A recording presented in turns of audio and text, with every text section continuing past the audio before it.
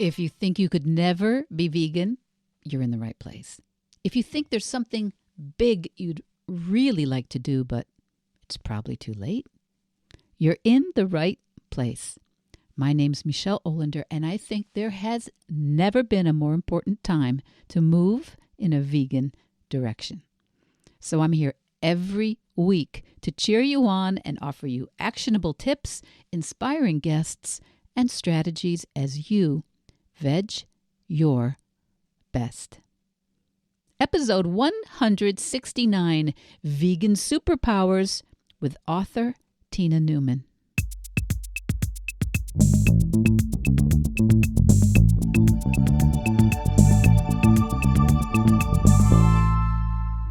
Welcome and welcome back, my Veg Your Bestie. I am recording this introduction to today's podcast interview with author and creator Tina Newman.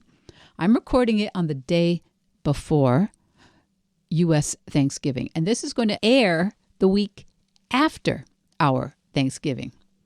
So I hope you had a great holiday if you're in the U.S., and I also hope that I did and my family. You know, sometimes the time travel involved in making a podcast is sometimes it feels more surreal than others. And like many of you listening, I have a bit of a busy few weeks ahead of me. It's a little daunting. And in fact, when I look at that calendar, I am getting a tiny bit panicky. But with the help of my podcast producer, Charlie, thank you, Charlie, and my virtual assistant, Nancy, I love you, both of whom, without whom I would be a quivering mass of overwhelm. Well, with their help, I'm time traveling to create a few episodes in the next week or two to get us into the new year, 2024. And apparently there is a lot going on in 2024 for me. I'm finding out a lot going on in my world and in my family. And so to keep making this podcast come out every single week for 169 plus consecutive weeks, and that's to support new vegans and veteran vegans and pre-vegans, I'm going to have to get organized. Now, if you know me, organized, that is not how I self-identify. So I'm going to have to organize my best to create Veg Your Best each week. Now, next week, I think I'm going to talk about some of those challenges on the podcast and how coaching and coaching tools that I present here to help you move in a vegan direction are also the tools that you use and that I use anywhere we're stuck or challenged. But this week's guest, Tina Newman, is yet another one of those marvelous people I've met during my podcasting journey whose veganism has expanded her world. Too many people think that opting out of animal products is going to somehow limit their lives or feel restrictive, but every single day I see the opposite, and not just in my life. Today you're going to hear how Tina Newman took a very challenging time in her life and turned it into something remarkable, and it was fueled by her commitment to a vegan practice. Now, if you were at Vedge Fest London, and I know I have quite a few listeners in the UK, if you were at Vedge Fest London a couple of weeks ago, you probably saw Tina in person talking about her 3 books and the magical character she has created, Vivi the Super Vegan. Vivi the Super Vegan is destined to be on our screens in the near future, but let's not get ahead of ourselves. I'm going to catch you on the other side.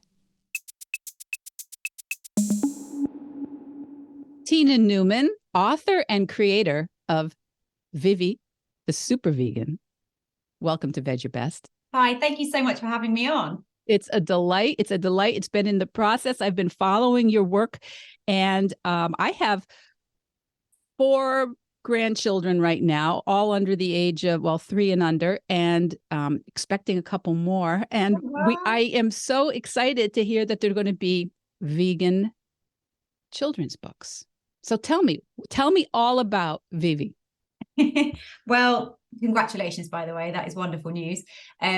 I started my writing process when my girls were 1 and 3. I was vegetarian for a long, long time before that. And we went vegan as a family in 2017.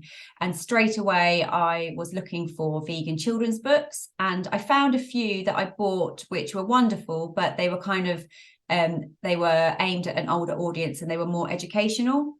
And I really, really wanted to get some children's books which my children could still relate to and enjoy the stories and, have the kind of fun and mischief and magic which children love about with their children's books. But I couldn't find anything, which is why I decided to write my own. And that is when Vivi the Super Vegan was born.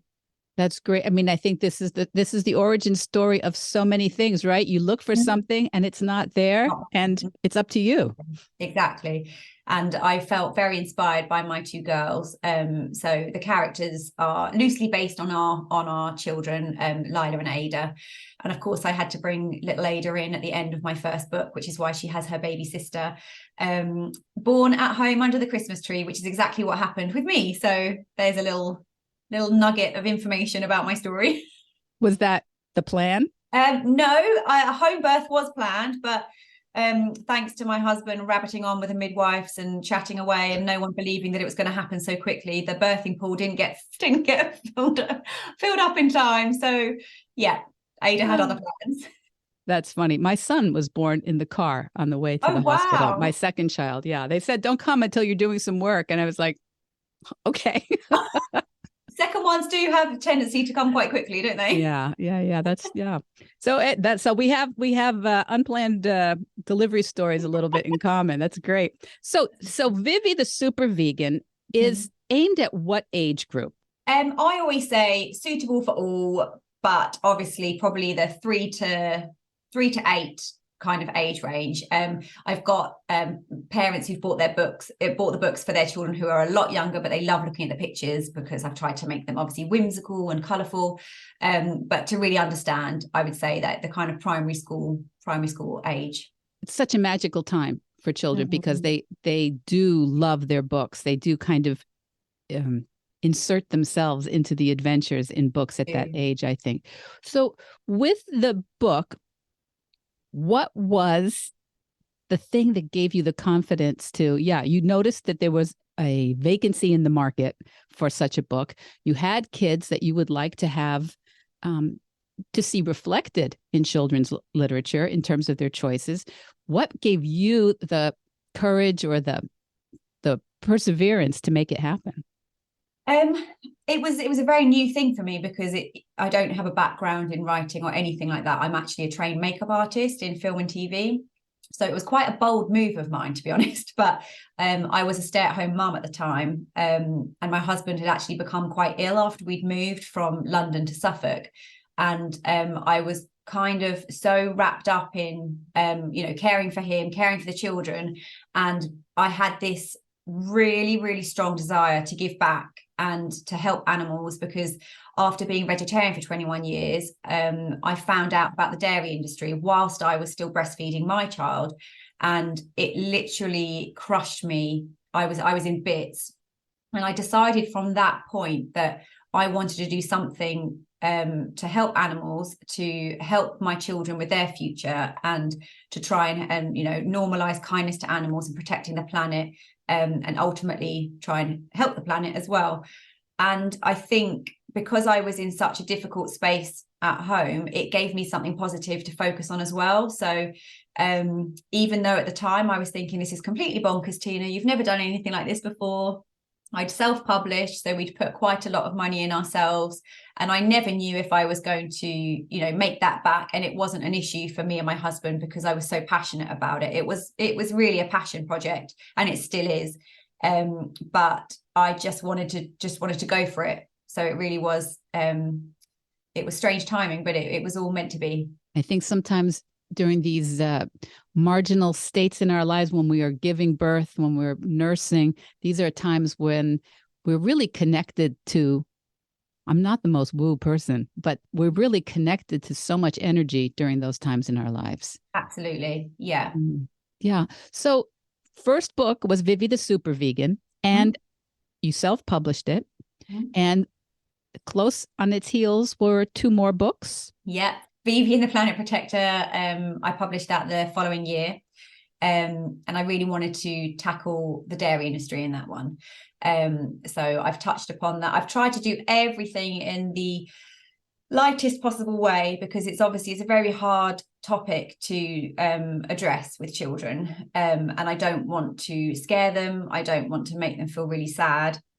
I don't want to annoy parents. I don't want to, rock the boat too much. But what I want to do is to tell the truth in the most child-friendly way, and also bring about a bit of balance, because every child's book that we were reading with our children were about zoos, were about farms. All of the nursery rhymes, they're all about animal exploitation, but you don't really think about it. You just sing them, and you just, it's just something you've always done. So I really wanted to bring out some books that kind of counteracted, that was bringing about balance, because it just wasn't happening. So the second one, I deal with the dairy industry and a few other topics. The third book, I released, I think that, I kind of need to check the date now. I think that was last year, unless it was the end of the year before. I can't even remember. It all blends in now. But obviously it was post-COVID and the world was very strange, and it was quite a difficult time, but it didn't stop me. I still wanted to go ahead and do it and tackle one of the biggest elephants in the room, in my opinion, which is the plastic situation, because everybody wants to talk about giving up plastic straws and stop using single-use plastic. But at the end of the day, it is actually the fishing industry which is contributing to about 50%, I think they say, of plastic in the ocean, with ghost nets and things from their big boats. So I wanted to tackle that, and that is the main theme of my third book. So these are just such deep topics, and you're trying to present them to small kids and to their parents who may also not be vegan, may not be thinking about it. And I heard you speaking on another podcast, I think it was, where you said, when people feel like you're pushing your vegan agenda, if you will, on other people, and you said, I think very intelligently, but we're always pushing a non-vegan agenda on everybody. So it's and I think what I feel you are doing with this is to creating such a beautiful conversation where it's opening people. I know that I have been challenged with the idea of talking about veganism much with kids, because I want them to, first of all, I do want them to listen to their parents. I do want them to eat what their parents have decided or their pediatrician has decided they should eat. So I don't want to just be, but I do want them to talk about it with their parents. I think that is that for me, when I listen to my children coming home from school and they're saying that they've spoken to their friends and their friends want to go vegan, they love animals, and then they go home and their parents have said, no, that's not happening. Like, children don't seem to have any rights. They just do, of course, they do what their parents tell them, they do what their teachers tell them. And I think I'm understanding a lot more as a mother that we just expect children to do what they're told. And I think it is very, very important to have these conversations and to teach children to critically think and let them have their own thoughts and feelings. So if a child comes home and they're really, really distressed about the thought of eating animals, really parents should respect that and they should help them with that. And, I was 11 when I came home and told my parents that I didn't want to eat meat anymore. And my parents helped me do that, and they supported that. To be fair, my mum was a vegetarian anyway, but my dad was a big carnivore. But I think it's a very sad situation that children are naturally so compassionate towards animals, and they love them and they wouldn't want to hurt them. But when they do make that connection and want to make that change, a lot of the time it's met with resistance from their parents due to conditioning and due to, their own thoughts and beliefs. So I just want to open up that conversation, as you say. And if children are reading my books with their parents because they've taken them home from school libraries, for instance, a lot of the time they won't be vegan, their parents won't be vegan, and it will open up that opportunity to chat and hopefully plant some seeds. I'm wondering if you have a parent's guide for your books, for parents who are not vegan, but want to share the conversation, and not to have an argument of any kind, but to because we are all coming out of a culture that it's normal, natural, maybe necessary, right, for animal products. And at different times in human history, all of the above has probably been true. But Yes. we live in a world right now where we do have different options. Maybe we always did, but they're a little bit simpler for many of us now. How would you encourage a parent who's currently not vegan or vegetarian to share this book with their child? I think that's a really good idea, by the way, about the guide. That's something that I think I might look into. I think I would look at it like going on a journey with their child, reading the book and doing it with an open mind and having a chat with their child as they go, because it's going to challenge their own belief system. I've done that for a reason. One of the gifts that Vivi, my protagonist, has is called speculo, and she can spark compassion in others, and she highlights the truth. And a lot of the time she'll look at someone and it basically shows the truth, and it reflects back on them, which is hard. We've all had that happen to us when we've gone vegan, and that is a really, really tough part of our journey. I remember feeling quite defensive and upset and quite guilty and all of these different emotions when I found out about the dairy industry, because I felt so confused and cross, because I thought I hadn't been contributing to animal cruelty for 21 years, and you can have quite a strong reaction. So I think when a parent is reading my stories with their children, that's okay. Like, these feelings are completely valid, and that's a normal thing to happen. And the characters react in different ways throughout the book when this happens. And I kind of want parents to realize that that's the same thing that's happening with them. And then what you do with that after you have that information is ultimately down to them. I'm not there to tell anyone what to do. I'm just offering the information. And at the end of the day, it's down to that person's heart, really, isn't it? It so is. You know, we're confronted with all kinds of things in the news, in our family lives, in our extended families and communities, things that we've never thought about. And we're thinking, oh, well, it never occurred to me. And I think that's something to not be ashamed of. I think sometimes we're just like, well, if it never occurred to me, I guess it's not for me. But to be welcoming when you have never thought of something. Yeah, I completely agree. With the series, I understand you have a new project going on to get the books and the concepts and the characters in front of more kids and more families. Tell me a little bit about that project. Yeah, I think when I started writing my books, I had no idea how it was going to end up at this point. And it has evolved quite quickly, which is incredible, and I'm so excited about. But it is it's quite overwhelming, to be honest, because basically I connected with a TV producer 2.5 years ago.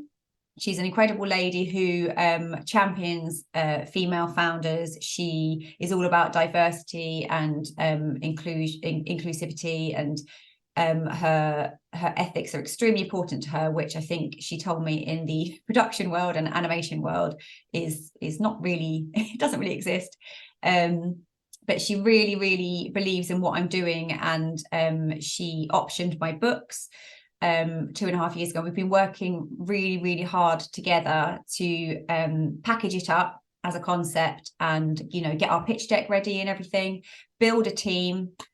So we have animation studios in Canada. We have vegan and plant-based celebrities who are going to be doing voiceovers, and we've got vegan writers on board, and a lovely guy who has done us like a sample theme song. We've got so many people all ready in our team, and we want to offer a TV series. We've got an app that's been built by London South Bank University, a prototype app, and we want to offer a whole veg tech family platform, so children can access vegan-friendly and eco-friendly content on their screens, TV, computers, phones, everything, because I love books, I adore books, but I do realize that technology is the way forward for, you know, the younger generation. So we wanted to progress with the brand and offer everything, you know, on a technological basis. So to make a holding tank basically for all these great ideas and all the new wonderful ideas I assume you're going to be having. If you've already got 3 books in about 4 years, 3 or 4 years, I can't even imagine what you're going to have in the next 10 or 15. Well, as I say, it wasn't my plan at the beginning. And I just feel like when you put something, I put my blood, sweat and tears into this, because for me, the animals drive my passion. I always wanted to do something to help animals. And before, I was training to be a veterinary nurse because I thought that that's what I wanted to do. And I found that way too upsetting. So I moved away from that. And I think to have fallen into this and to see that there is such a demand, because there's a lack of vegan friendly content for children, and not just for vegan children, for non-vegan children, for children everywhere. I think unless we give them resources which show how amazing it is, and how it's so needed just to be kind to animals, kind to each other, kind to our planet, it's never going to become the norm. And, you know, brainwashing and conditioning starts from such an early age. And to have this opportunity now to build my stories and to make it bigger and turn it into a whole brand, it's just incredible. I'm really excited to see where this is going to end up. And I love that you have this kind of dual mission. The mission is to make these ideas more accessible to kids and friends and their families. But also, I would imagine if you are a child vegan and you go to your normal preschool and school, and you are even in England, which is very vegan friendly and very vegetarian friendly compared to many places, even then you're probably going to feel on the outs. Yeah. Quite often, and confused. And it would be just so wonderful to have this kind of an exterior concept that you can say, yeah, like Vivi. Exactly. Yeah, I'm like Vivi. Yeah. And I think, you know, that was one of my main reasons for writing my books, was because I wanted to give children you know, characters in literature that they could relate to and that affirmed their lifestyle, and that they could look up to and be like, oh wow, like I am a superhero because every day I'm saving animals just by being me. And that was kind of the original idea. And now I'm seeing that there's so much more to this. It's not just to empower vegan kids, it's to inspire non-vegan kids. It's to encourage them to work with their friends and their families, and to show how much power we all have individually just by changing a few things in our life: what we eat, what we wear, the activities we do. You know, everything that we pay towards is either going to be contributing to animal cruelty or the, you know, damage of our planet, or doing the opposite. So I just want to simplify it and show children that they are really powerful, and if we all do this together, then the world can be a beautiful place.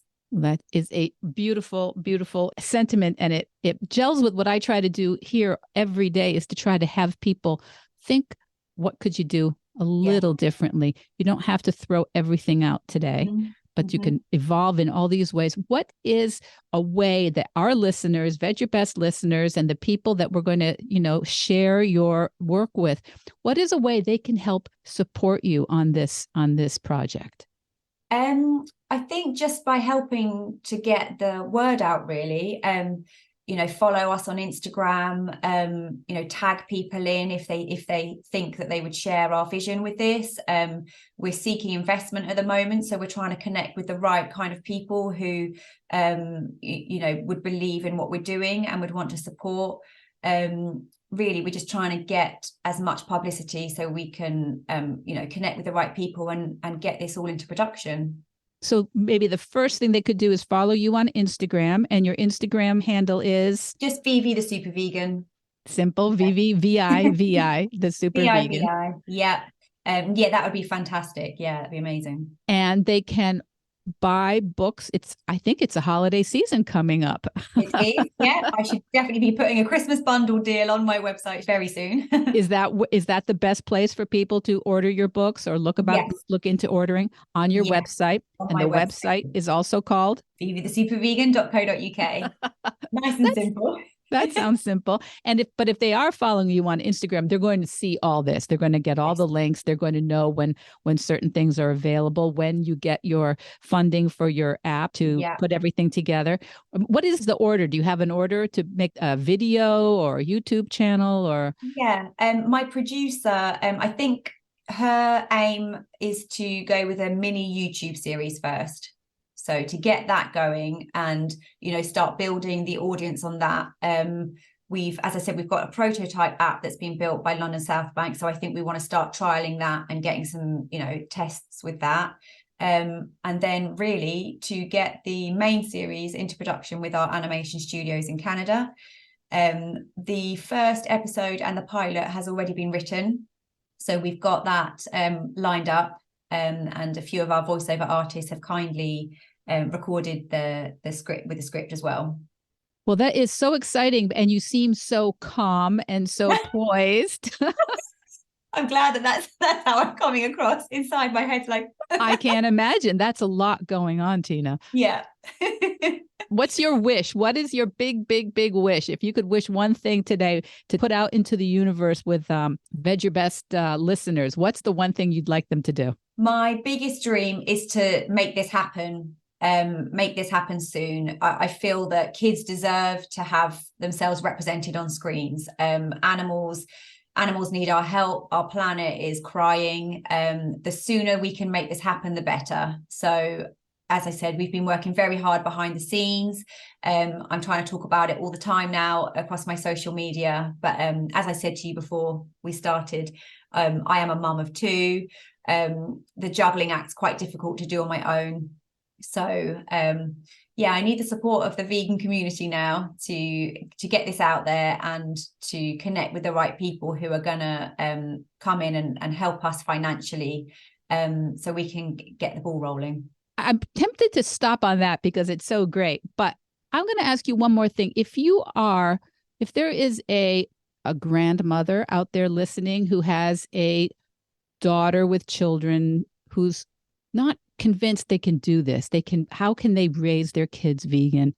From your point of view, what would you like a mom with small kids who is aligned with veganism, but is a little bit feeling overwhelmed about how would I do that? What do you have to say to them? I think simplify everything is my advice to people. I felt quite overwhelmed at the thought, even though I was a vegetarian. I think everything can seem quite scary, and the whole vegan world can seem quite intimidating if you don't understand. But at the end of the day, you can still cook all of your normal meals. You just you veganize everything. So if you just take the cooking, for instance, and the food first, just try some plant milks first. My girls were a bit picky because they were quite used to cow's milk, although my youngest was still breastfeeding, so it wasn't as much of a shock for her. But so we just got 3-4 different plant milks, mixed in a little bit of chocolate to make it like a hot chocolate. We saw which one she liked, and then we kind of we put less and less chocolate in over the week, and then she was just drinking it, and then she was on the soya milk. So I think with the food, it's just try different things out and don't expect too much from yourself and your kids and the grandkids. Just make it all fun, really. And then all of the other aspects to vegan living, I think just make it fun. Just go talk about everything with your kids, make it all a bit of an adventure. And if you have doubts or you're confused by things, then reach out to people. I always say to everyone, my inbox is always open. If you have any questions or you're finding it overwhelming, drop me a message. I've got lots of vegan mums that would happily help. I've got friends who are nutritionists and friends in different areas and friends that are beauticians who could say use these different things. So just get involved in the vegan community, and no question is kind of too silly. That is great advice. That's what we have here is a really great vegan community of lots of people who've been through all the different stages of it that can reach out and help. Tina Newman, thank you so much. Thank you for bringing us more information about Vivi the Super Vegan. Good luck on your projects. Please keep in touch so that we can keep sharing your mission, and we'll get you on that app and on that YouTube channel so we can all share it with our kids and grandkids. Brilliant. Thank you so much. I appreciate the support. So what did you think of Tina and Vivi the Super Vegan? I have been reading the books to my grands, and I know that these books are going to make great gifts during the holidays. But even if you don't have kids on your gift list, a really wonderful thing that you can do is follow Tina Newman at Vivi the Super Vegan on Instagram. Did you know that publishers and producers, they take things like the number of followers in your social media, they take this very, very seriously, and it makes a huge difference. Following Vivi the Super Vegan on Instagram will definitely help Tina Newman and her team navigate the question of investors and attracting artists and voiceover people and actors and distribution, and all of it costs you nothing. So please consider following Vivi the Super Vegan on Instagram and look for more updates there and also here on Vivi's new adventures coming to a screen near you. And also, ask yourself this holiday season and this year, how can your vegan journey, wherever you are, how can your vegan journey be one that creates new adventures for you? Because it can. It can be a journey that creates new adventures no matter where you are this week and every week when you veg your best. Veg Your Best podcast production, music, and editing by Charlie Weinshank. Thanks, Charlie. Before you go, it would mean so much to me and the Veg Your Best team if you would hit subscribe, leave us a 5-star review, or share with someone you think might be interested. Something about algorithms, it helps bump us up a little in the rankings, and that's the best way to help others find the podcast and for us to find our audience. So, until next week, make it easy and veg your best.